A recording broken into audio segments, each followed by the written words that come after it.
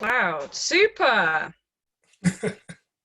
So, good evening, everyone, and happy Monday. I hope that you can all hear me. Yeah, Adrian saying, I know you're live, we've been listening. No, but as in, we're live now, we're recording, that's what I mean. Super. So happy Monday. I hope the week has started off really, really well. Thank you for joining VetYou's first Face Up to Finances online discussion series, when the worst really does happen, protecting your income. So we're here tonight to help you open up the conversations about finance and help you to kind of put yourself in control of your financial future. We're going to be discussing this much requested topic about protecting your income, and this is your space to discuss. So get super comfy and get accustomed to the chat box, which you should see to the right of your screen or at the bottom. So you can use that space to ask questions, pop in comments, share your experiences as well.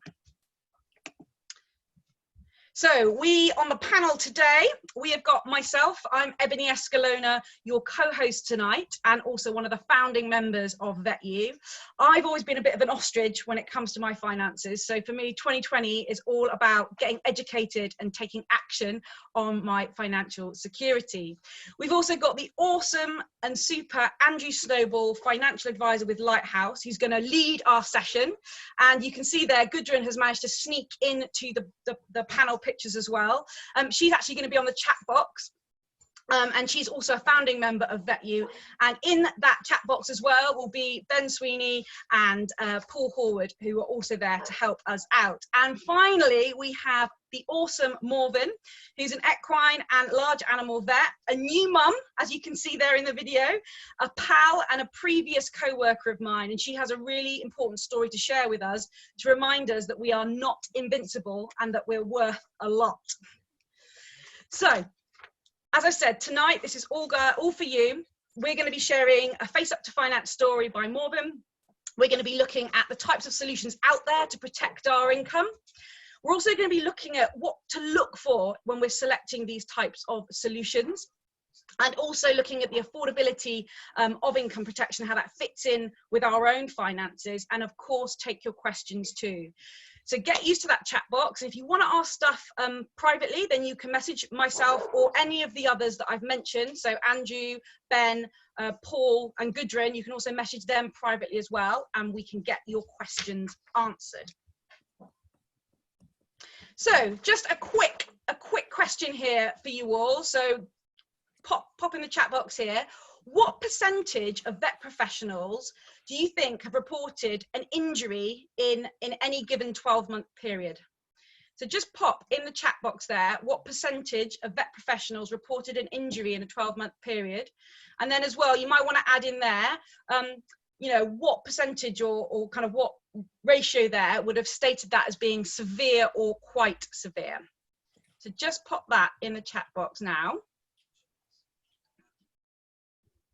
And let us know the percentage that you think. And if you're watching on Facebook, you can put it in the comments as well in there. So Kate's saying 80% injured, with about 10 of them, 10% being serious. 45% injury from Anna, with a 5% serious.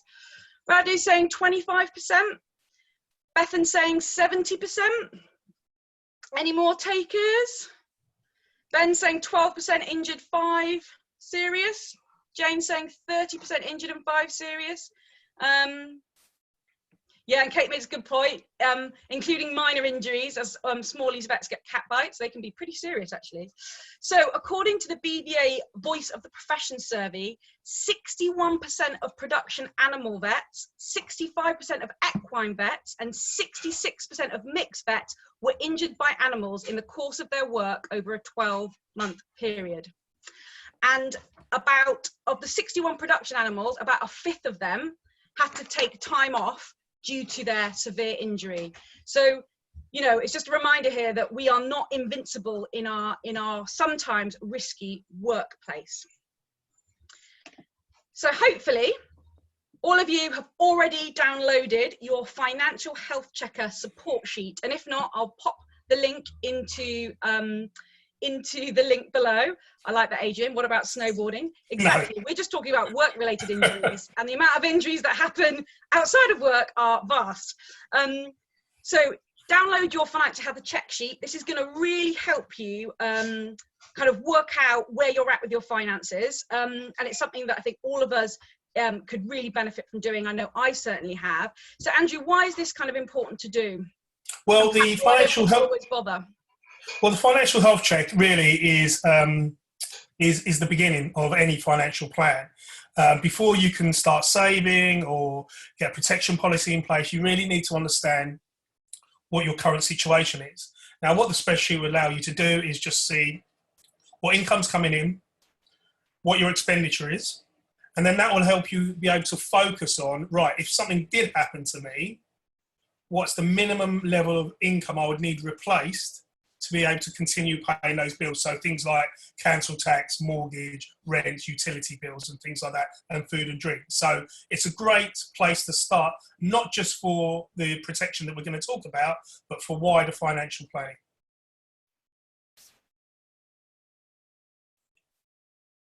So if you haven't downloaded it, please do it now, because it will help a little bit later on in the presentation as well. Yeah, so print that out and you can work on that later. And I've popped a link in the chat box there as well. So Andrew, I think it's time for you to just give a little bit of a background on you and start kind of our educational series on this. Okay, brilliant. So as Ebony said, my name's Andrew Snowball. I work for Lighthouse Financial Advice. They're a national advice firm, which is part of the Quilter Financial Planning Group. We started working with VetYou last year, and we share the same values in trying to get financial support and education out to the veterinary community of professionals. And it starts with sessions like this and the other events that VetYou are doing around the country. Why financial protection is so important to me? As I was growing up, one of my parents died when I was very young. It had a huge financial impact on the family as a whole, financially, clearly, but also psychologically. And really, until I started talking to Ebony about this, I hadn't thought about the psychological side of things as well and what impact that had on me. So I'm really passionate about this subject matter in particular. So a couple of things that we're going to talk about are the main types of financial protection that are out there in the market, i.e. income protection, life insurance and critical illness cover. Now, some of the, I guess, barriers in terms of people taking out these solutions are usually down to trust, not knowing where to go. People think that it's overly expensive. So what I'm going to try and do through this presentation is address some of those challenges. I've made a promise to Ebony that I'm not going to use any jargon, or at least try not to use any jargon. So I've got this very fancy jargon box. Not sure if you can see that. It's pretty terrible. It's a Kenko box. Not that I'm advertising Kenko or Tassimo in any way. But every time I use jargon, or you think I'm using jargon, put something in the chat box and record that. I'll put £1 in there, and we will, through these sessions, we'll give it to a charity of your choice, Ebony.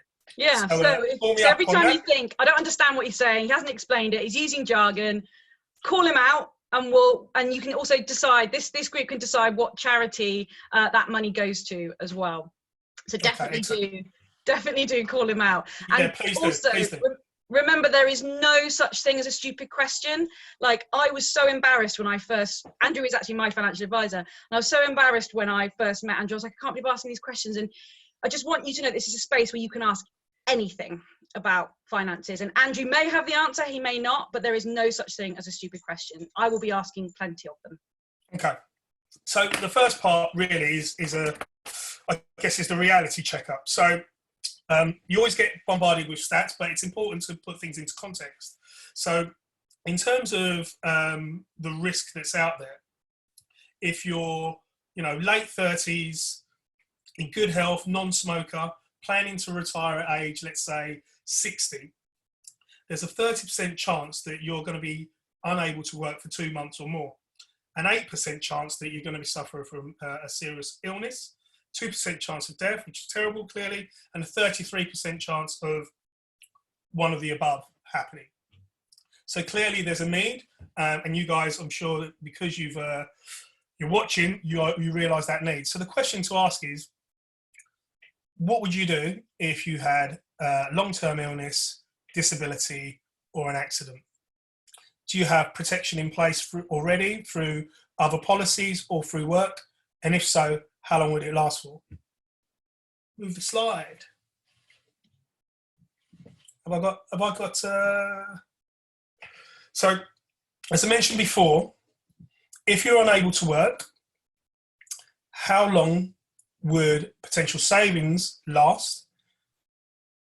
And these are some of the bills that will continue to come out of your bank account. So as I mentioned earlier, you'd have your rent, or your mortgage, your council tax, your electricity. Now, some of the things that people say is, well, I'll rely on my savings. How much are your savings?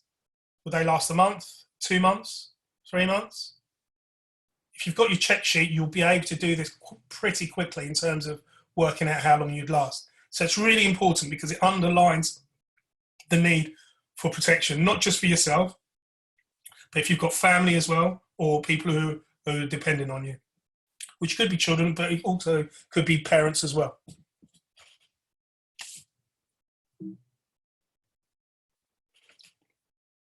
So in terms of protection, there's life insurance.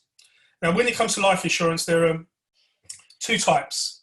As you can see on the slide, there's what we call term insurance, and there's also whole of life protection. Then we have income protection, as it sounds, protect your income, and critical illness cover. Now, over the next few slides, I'm going to go over and give you a little bit more information about those. But what I'd like you to consider is, with the information that you know prior to this point, what would you consider as your priority in terms of the 4 different types of protection that are mentioned on this slide? So we'll give you a 10-20 seconds to say what would be your main priority. And if you're watching on Facebook, then just write it in the comments. So is it whole life insurance, critical illness cover, income protection, or term insurance? And if you're someone like me, you might even not know what the difference is between these things. Well, I do now, but I didn't. And Andrew will be going through some of that. But just with the knowledge you have now, just let us know the priority areas that you want to kind of consider.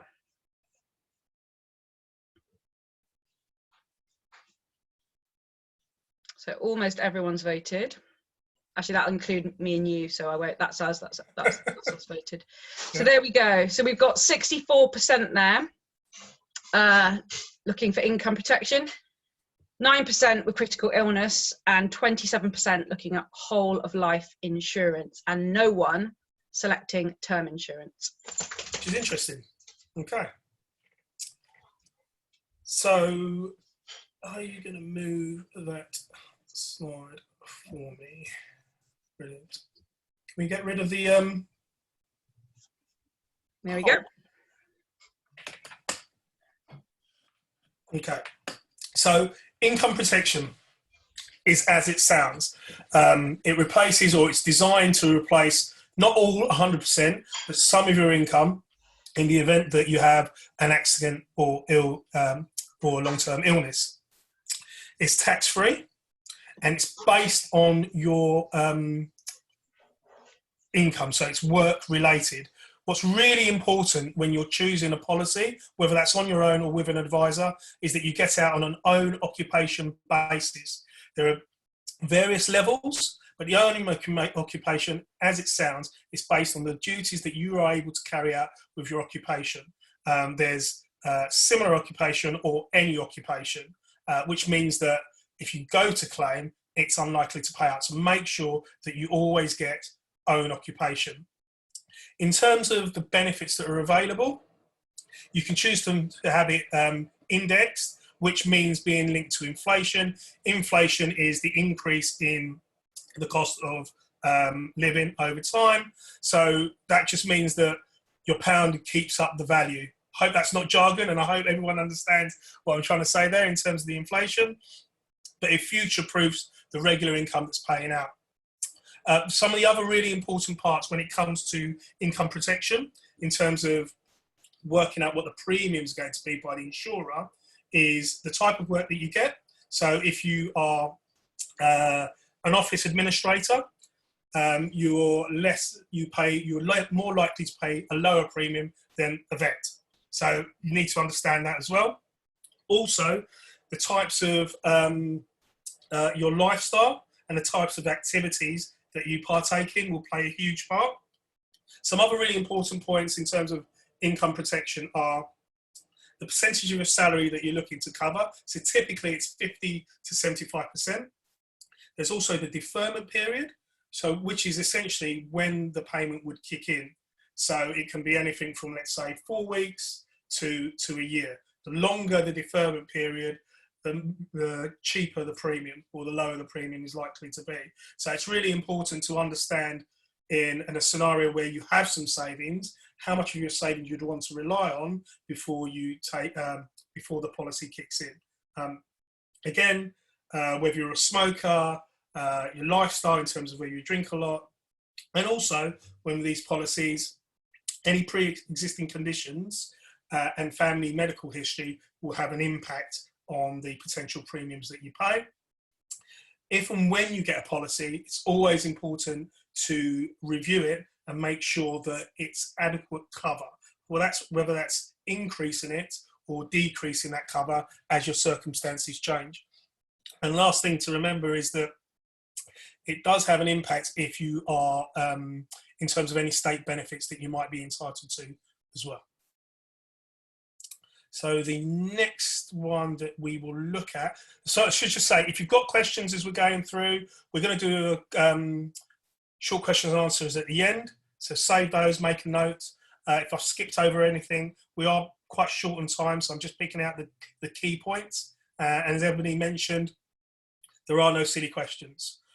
Critical illness cover pays a lump sum. It usually, in terms of the critical illness policies, they'll cover at least stroke, heart attack, or cancer. There are other conditions, usually between 35 and 42, depending on the insurance company that you're going to use. What's really important about the insurances when it comes to critical illness cover, it's not just about the monetary cover that's available. There's a lot of innovations gone on in the industry to provide additional cover. So there's things like best advice. So if you have a condition and the hospital in your area or the doctor in your area isn't necessarily an expert in that condition, this additional benefit, which doesn't cost you any more, allows you to get a doctor from, let's call it Canada, not sure why I said Canada, who might be an expert in that condition to have a second opinion, which I think is really valuable. Also, there's things like counselling. So you can use these additional benefits without actually making a claim. So it's not always about cost. Something else about the critical illness cover as well. Usually you will find that you will have a basic level of cover and a more comprehensive cover. As you would imagine, the more comprehensive the cover, the higher the premium. But I believe that when it comes to critical illness, two things actually. You should try and get the most comprehensive where possible. But on the other flip side, I think it's better to have something than nothing at all. So if you feel that the most comprehensive is beyond your budget, or you're working with a limited budget, look to get something rather than nothing. And there are some really competitively priced solutions out there which cover, as I mentioned before, cancer, heart attack, and stroke. So the next one is interesting. So in the last poll that we did, not many people picked term assurance. So term assurance is another type of life insurance policy, but it's for a specific term. So typically, if you take out a mortgage policy, you would take out term assurance. And the term would be, as an example, 25 years, which would be in line with your mortgage and would run out at that point, which means during the 25-year period, if you make a claim during that period, it would pay out the tax-free lump sum. Whole of life is until you die. So essentially, there's a guaranteed payment at some point. Family income benefit, which sometimes gets overlooked, in my mind is really important if you have dependents, and it's another option, and it's often actually a more affordable option to the lump sum options. So what that does is it provides a regular income as opposed to a lump sum, but it's not related to your work salary or anything like that. So it's a really interesting provision that I think for certain individuals and circumstances works really well.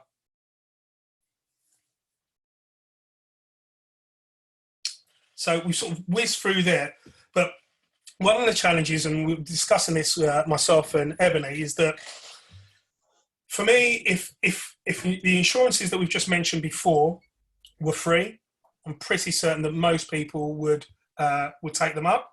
So often it comes down to cost or value. So essentially cost is what you pay and value is what you get from it. So one of the exercises I like to run with clients that I work with is how to value yourself and also the solution that we've been discussing. So one way to look at this is look at what do you pay for car insurance on an annual or monthly basis? What do you pay for your phone insurance if you've got it on a monthly or an annual basis? And what do you pay for house, buildings and contents? Now, or your dog insurance. Or your dog insurance, which I imagine is extremely expensive. Yeah. Right. So, okay. So how do we value ourselves? A quite sort of crude method would be to what's your salary at the moment? Let's say £30,000. And how long are you likely to work for? Sadly, it may be, if you're in your 20s or mid-20s, could be another 40 years worth of work. But for this exercise, it just gives you an example of how we can value ourselves. So that would be 1.2 million over that period. Now, if you think about what potentially you could be paying for an insurance policy, that should highlight what the what value these solutions bring. So in my example, my car insurance is quite expensive. One, because I've only recently become a named driver, embarrassingly. But it's in the region of £53, sorry, a month. But I could get a policy across all board, actually, in terms of insurance, in terms of income protection, in terms of life insurance and critical illness cover for around about the same or less. That would clearly depend on the type of cover and how comprehensive I'm getting. Oh, sorry, how comprehensive it would be. But that should give you an idea that it's not that expensive, and I think the focus should be on the value that you're getting. You are essentially the most important thing in your business or your life or your world. So it makes sense that you insure yourself first above anything else, because if you are unable to work and generate that regular income, those insurances that you had been paying for will cease. So it's really important. So just to reiterate that, if you know how much, well, clearly you know, how much do you earn, how long are you likely to work for, multiply those together, and that will give you your worth. Now, you're actually worth probably a lot more than that, but it just gives you an idea and it helps you contextualize the value that you get from having one or a number of these protection policies in place. And that will differ depending on your circumstances. Next slide. So we're going to do a poll here, I think. Oh, yes, we are, I think. Because we are going to do a poll on your employment. I think this is benefits, right? So here, this is about your employment status. But I think this also helps to think about your worth and how you're looking to protect yourself. The polls that we've done within VetYou over the last few months have kind of shown that most of you, I think over 75% of you, said you're probably going to work for 4 or more employers in your lifetime.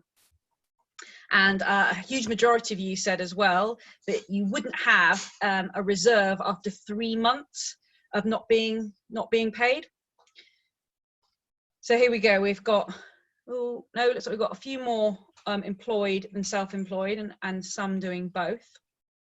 But it's just also really important to consider your employment status in all of this as well.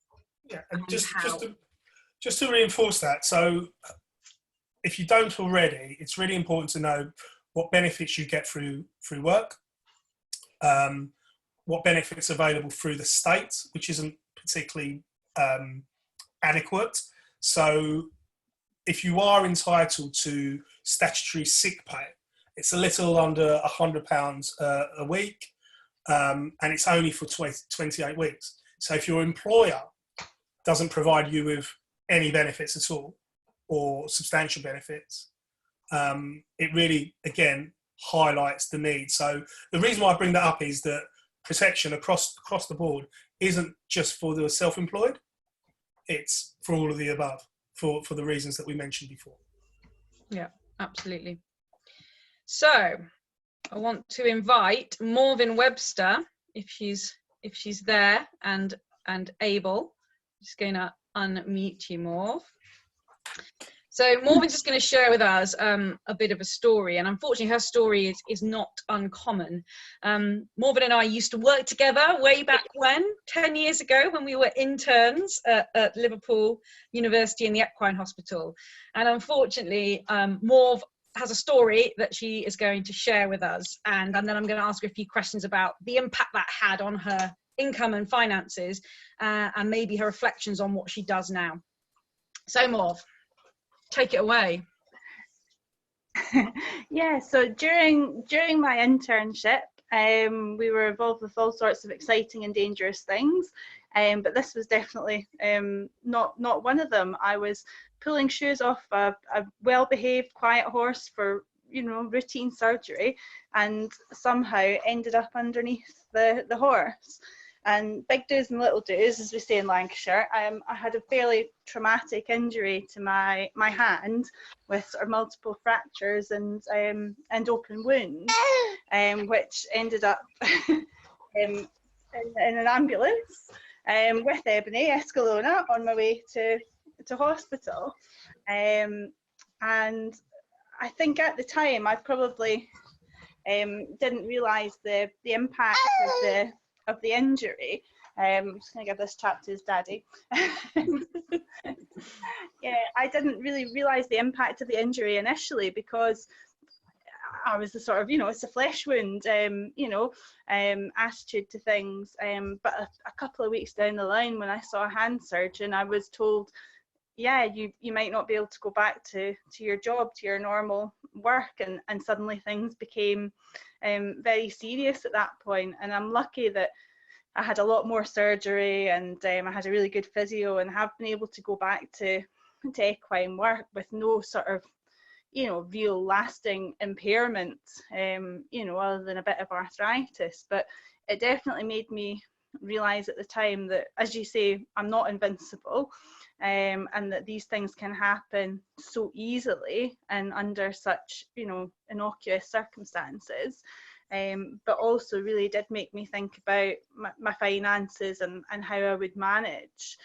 And I did have income protection at that point, but I think I sort of quickly realised that what I had, although I thought I'd been really clever in getting it, that it wasn't sufficient, and it didn't kick in for quite a long period. And as a poor struggling intern, I think I had to really be on the ball and be getting back to work.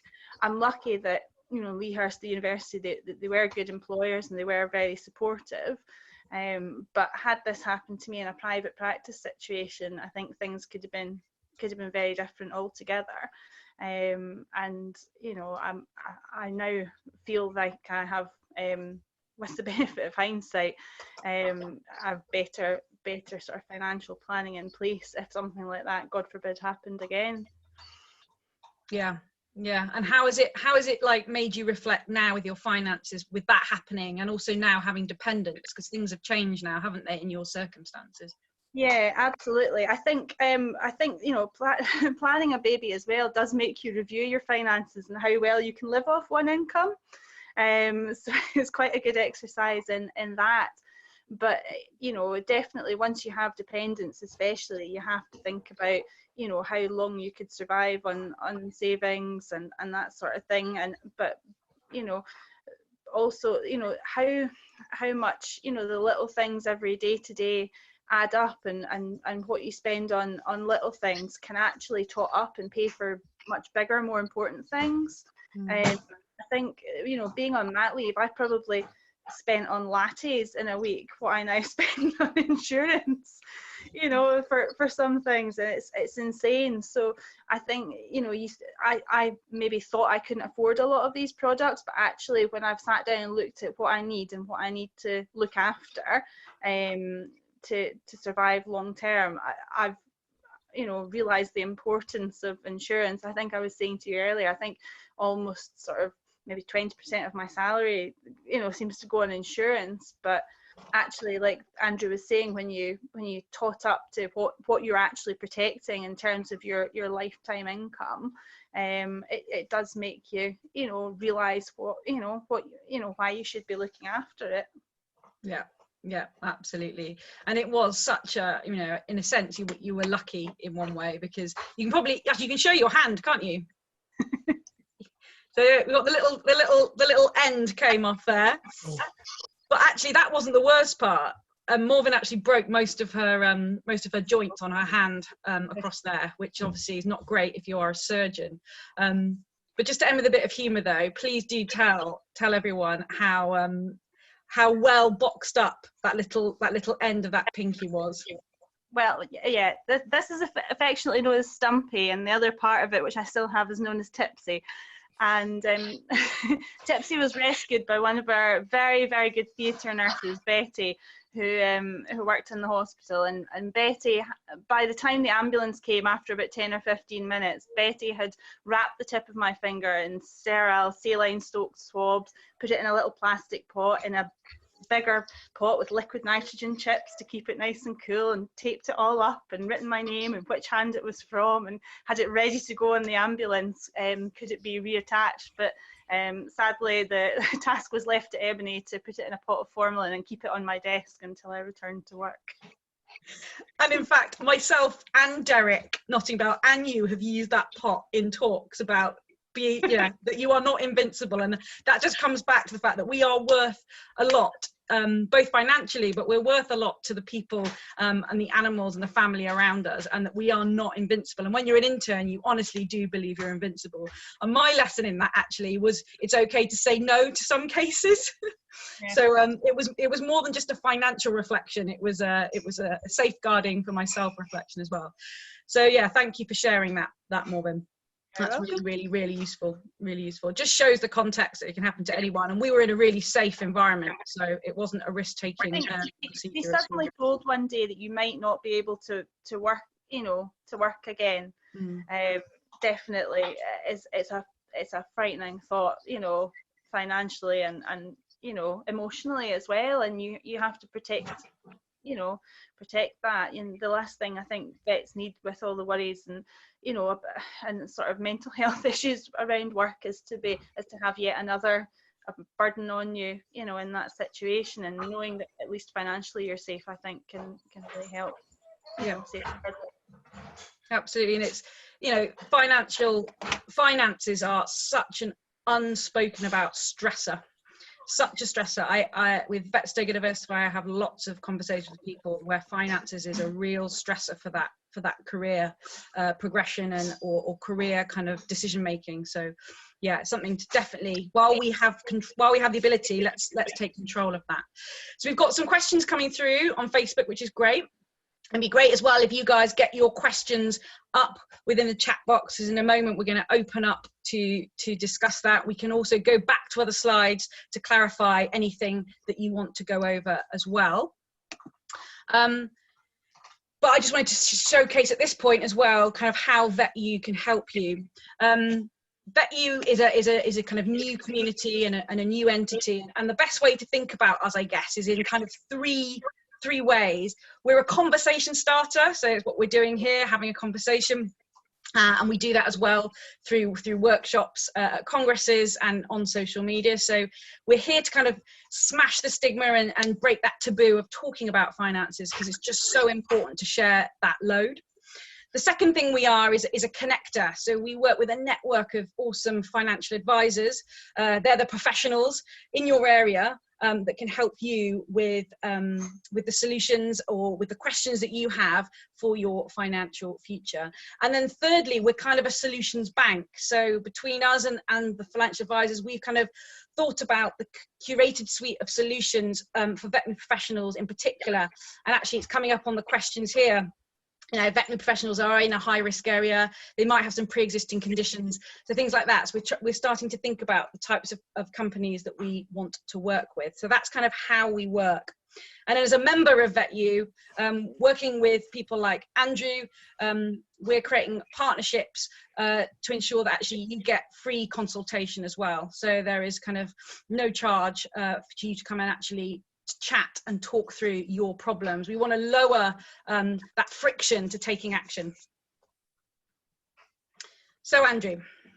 Yeah, so you know, as Emily's alluded to, through VetYou, you're entitled to or able to take advantage of a free initial consultation, which is no obligation to you or us.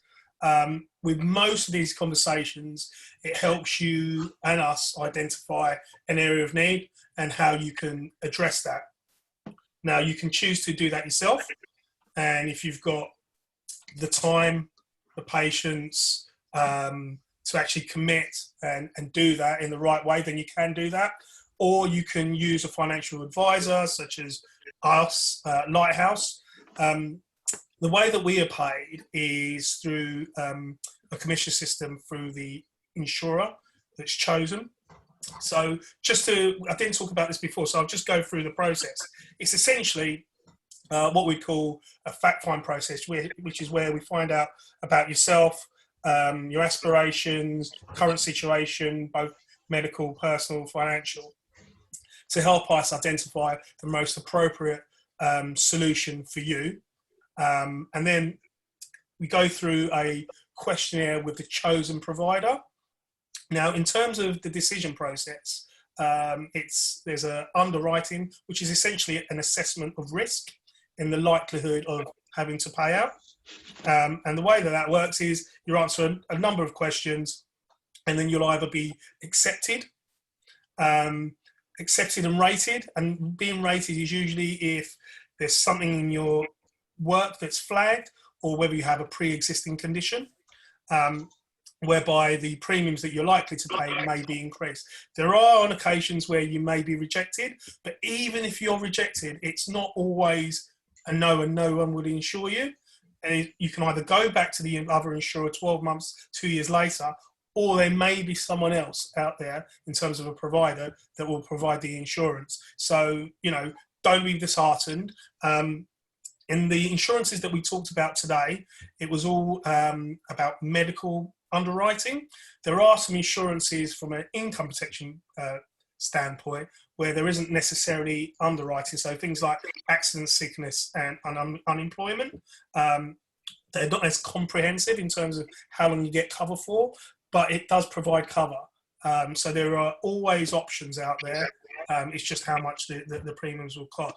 And before we move on to the questions as well, just to give you an idea of potential premiums. So an individual who is 27, looking to 1,400 to 1,600 per month cover with a 4-week deferment period for cover for 40 years, that would be anything in the region of £27 to £100 a month. Now, the reason for that range is how comprehensive that cover is. But again, in terms of the insurances that you pay for and the value you put on yourself, I still think that's reasonable. For an individual who's slightly older or a lot older, age 39, looking for £2,000 a month cover for 25 years with a 13-week deferment period, that would be between 45 and £77. The reason why that's a bit lower is I put a restriction in terms of the providers and the level of cover and the percentage of cover. So, but coming back, there is, I think someone said we can't hear us or something, I think. No, I think you're good. Okay. You're fine. Okay. So the point of that is just underlying the fact that I believe there's a huge amount of value in terms of this financial advice area. And I also believe that it is, for a bit more education and understanding of the different types of policies and the cover that's available, it's definitely affordable. Yeah. And I really loved because I'd never really trusted financial advisors before, because I always thought, well, someone's out to make a buck out of me and doesn't want to look after me. And I loved it when we sat down, Andrew, and we were going through, some of the income protection quotes. You just had it so lovely and clear, all the premiums, what it was going to do for me, what it was going to cost me, and what, essentially the commission system was. And you weren't picking things based on your commission, you're picking things based on like what was right for me. And I think that's just so important as well to note is, it's great because I don't pay any extra to have a commission to you or VetYou. That comes out of the premium essentially. But the great thing is you do the hard work of actually going through all my very difficult medical history and picking out the stuff that's going to work for me. And that for that, I'm like super grateful for. And I'm really grateful that also I can see transparently what things cost to me and what you get and everything else. So I think that's a really good point to note as well. Yeah, excellent. So we've got loads of questions coming in, which Okay. is great. And Morven as well, feel free to unmute. Paul and Ben, you can unmute as well. So we've got some people kind of sharing the woes of injury. So Adrian's kind of saying, whilst we have a risk at work, I prolapsed L3, L4 on a snowboard trip in 2004 and had 16 weeks off work and got away without surgery. My employer paid 6 weeks full pay, 6 weeks 50%, and the protection insurance kicked in at 12 weeks. So again, it's just good to have that in place.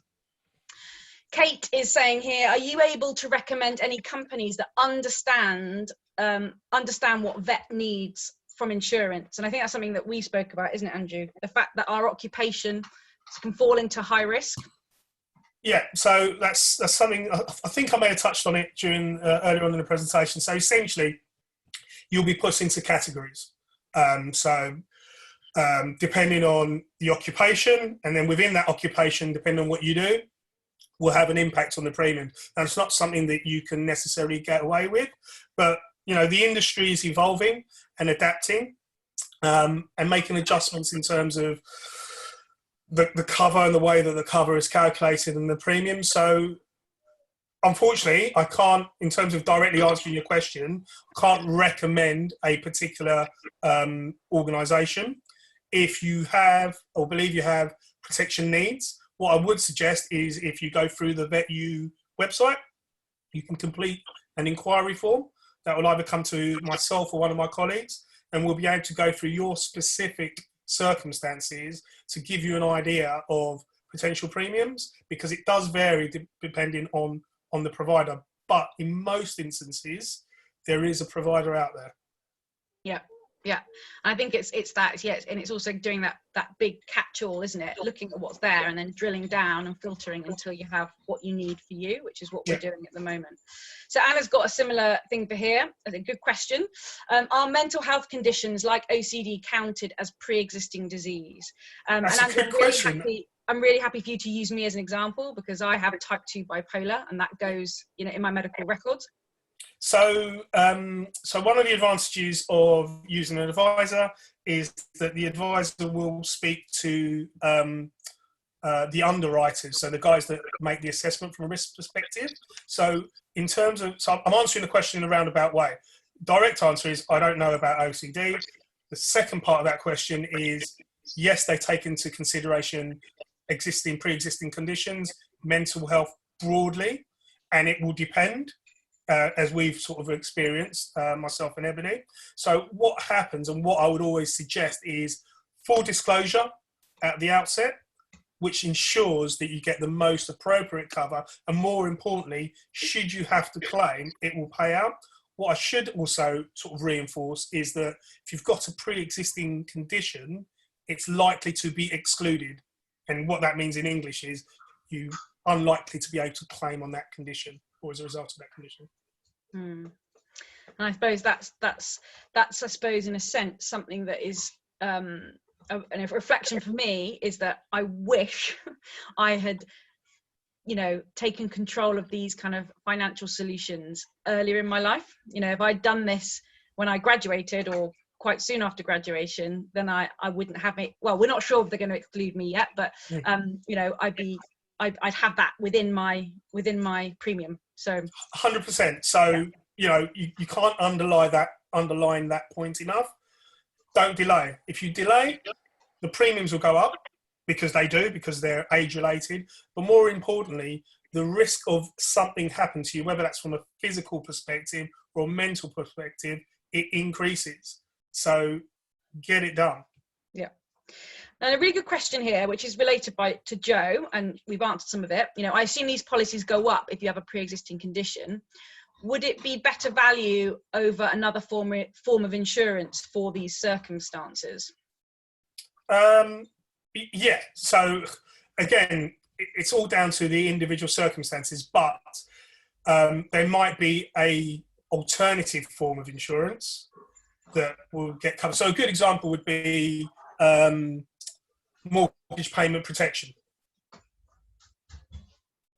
Okay, so that's specific to your mortgage payments. So just repeat that again, that might Andrew. decrease what you necessarily. Andrew, just repeat that again. Just repeat that again, because I just lost you for a mini moment. Okay. So in the answer to the question was a general yes, i.e. there's lots of products out there that do a similar thing, but with a nuance. So an example of that would be perhaps you wouldn't need to get as much income protection where there might be an exclusion, but you could have a mortgage payment protection, which would be to pay your mortgage premiums, and the assessment would be slightly different.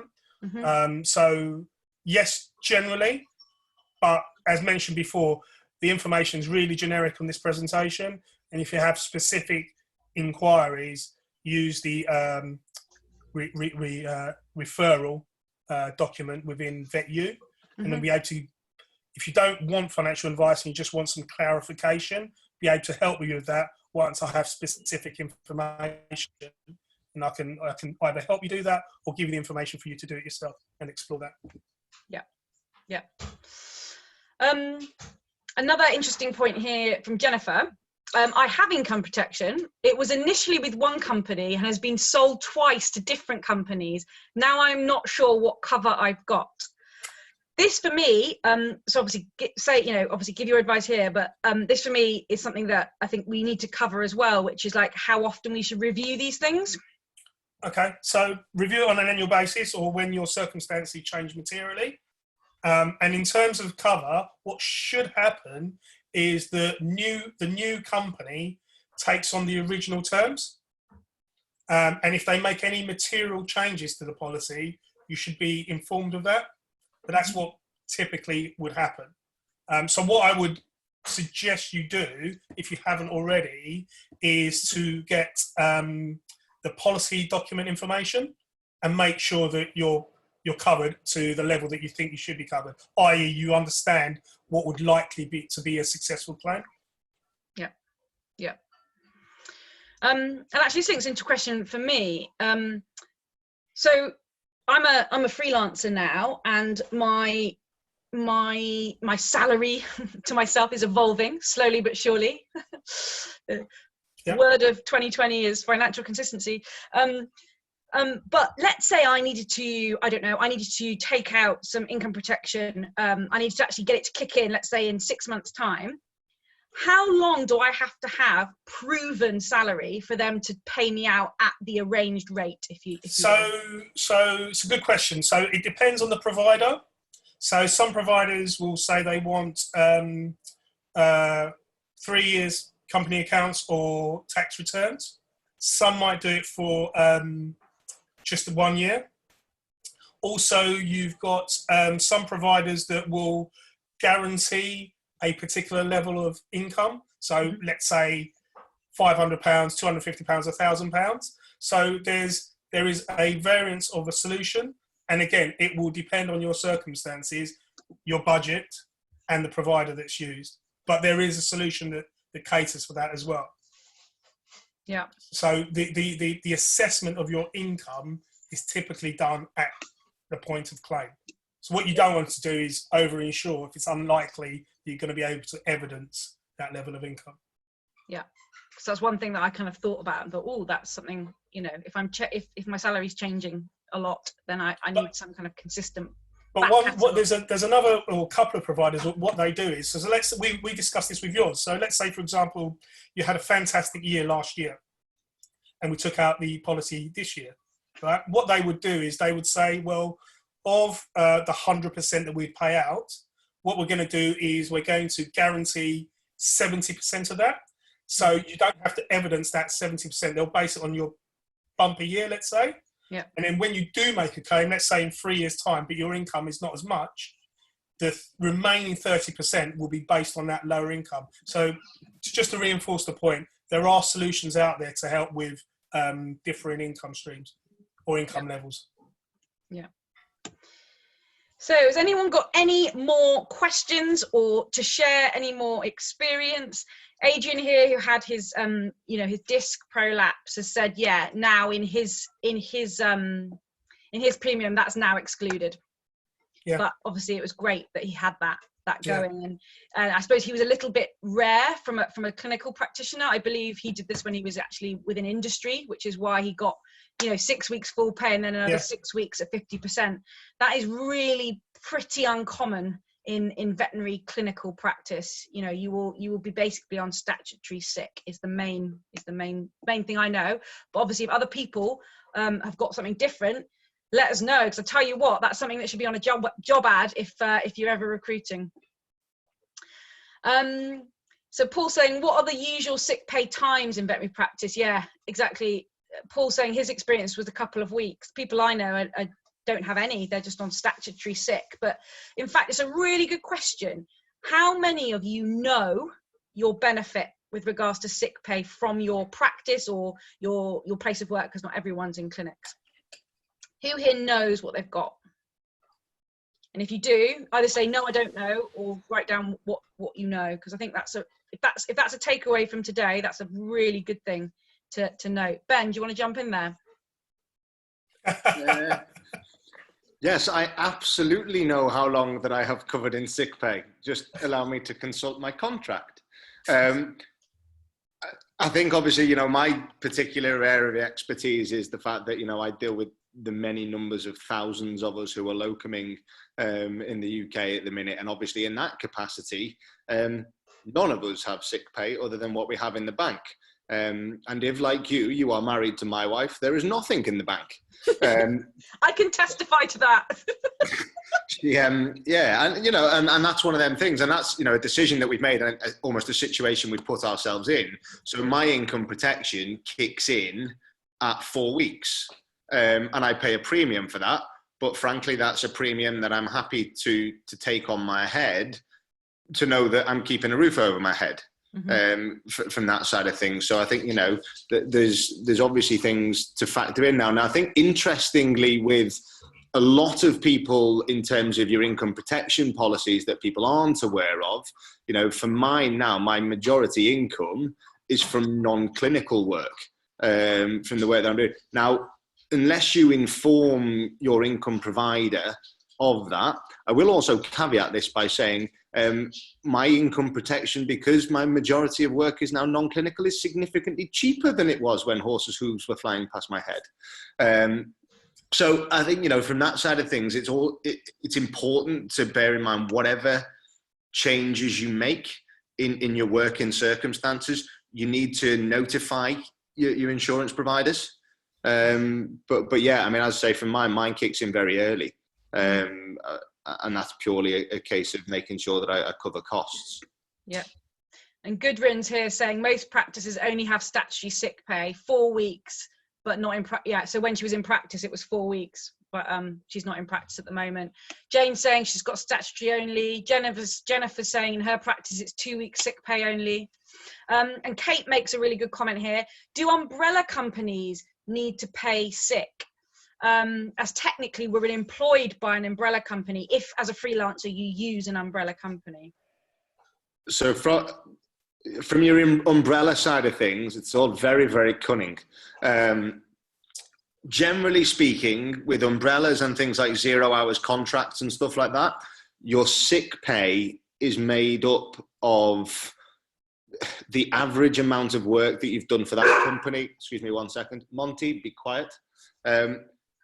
Your sick pay is made up of the work that you've done for that organisation over the last, it's 12.07% of the average weekly work that you've done over the last 12 weeks for them. So it's a very long-winded equation. Excuse me 1 second while I let my spaniel out before he ruins the evening. Andrew, do you want to fill in there? I have no idea in terms of what he was just about to say. You don't say. And be telepathic. There we go. Yes. So in terms of the umbrella companies, they do need to pay sick pay. It's also based on who your majority of your work is done for. So it's based over, if you spend 12 weeks in one practice, fine. But if you do 6 weeks in one practice, 5 weeks in another, and 1 week in another, it's based over the 6 weeks that you spent in your majority employee in that previous 12 weeks. So that may make it even clearer than mud. And by all means pick up, because it takes forever to explain these things in great detail. Andrew may be able to explain it in better English than I. 100% not. I think that was quite relatively, I think that's pretty clear. Pretty clear. I don't know whether Kate, does that help? Kate, you can let us know if that helps. A GIF or an emoji, take your pick. Love a GIF. Yeah. Olivia's saying here, PDSA have 8 weeks. I think 12 weeks if you've been with them for 5+ years. First 4 weeks, 100%, then 50% afterwards. It used to be more, but they did change it last year because they did industry benchmarking and realized nobody else does pay it really. So PDSA are obviously, a good employer benefit scheme within them. Absolutely. Kate says, thank you. Anna's saying, does Lighthouse have advisors in Scotland? Lighthouse have advisors all across the UK. Am I correct, Andrew? Yes. Yeah. And not just that. So you can, that's if you want face-to-face, but they can also do, or I can do Skype meetings over the phone or Skype. So location shouldn't be an obstacle. Yeah, absolutely. Yeah. And Kate's saying, I work for lots of different practices, so potentially ill, get very little if I'm ever ill. Yeah, there we go. Super. Another great question here. So if you just get your last couple of questions in the last few minutes here. Jennifer's saying, and I suppose Morven actually kind of answered this with hers, but it will all depend. What percentage of your salary would you expect to pay on insurances, Andrew? That's kind of a bit like how long's a piece of string, but you could use me as an example if you wanted to. So sorry, say that again. What's the question again? What percentage of your salary would you expect to pay on these types of income protection solutions or insurances? Well, that'll be based on your needs. So from the financial health check spreadsheet is your starting point. So your expenditure will be, I guess, your maximum need. If that falls within the percentage of what the insurance company will pay, then that's the whole thing in terms of maximum cover. But usually that's not it, and it's usually your essential expenditure. So it's not necessarily something that I can ask. It'll be different for each person in terms of what your needs are. But what I can say is when we ran the numbers for you, we were, depending on what sort of cover you wanted, we were able to get income protection, life, critical illness, private medical insurance for just over or just under £140, I think. Yeah, it was about 100. It was between 140 and 160 pounds a month, wasn't it? And I was like, I was pleasantly shocked. Yeah. So that's a combination of comprehensive and not comprehensive cover. It's needs based. I guess the point being that, and I said it earlier, I think it's better to have something than nothing at all. Yeah. And then on an annual basis, review your ability to improve the level of cover that you've got. But I'll go back to insuring your phone, insuring your car, what you would value yourself as. And I think it makes sense that if you interrogate your expenditure, you'll be able to find the premiums in there in terms of making savings. I really do. Yeah, absolutely. So as we wrap up here, I just want everyone to write in the comment box if you're on Zoom and in the comment box if you're on Facebook and you're watching, what's the one action you're going to take to help support and protect your income? It might be something simple like actually finding out where you are and using that financial health checker. It might be take my credit card off my wife. That's what Ben's going to do. What's the one thing you're going to do or consider? Because we founded this community to help people take action. I have been in financial paralysis, like decision paralysis, for like 10 years. And and so many things have happened to people around me, and it's time to actually take action. So I want these discussions to make people take action, to connect people to people who can help them, to share stories, to remind people and make you remember that you're not alone in this journey. So what's the one thing you're going to do? Brilliant. Let's have a look what we've got coming through here. So Ben's going to take my credit card off of her wife.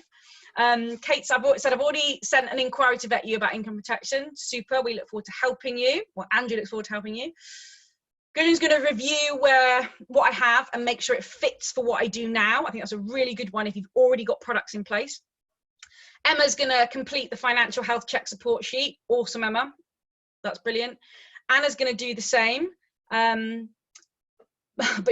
Anna says, but I know it's already not going to be good.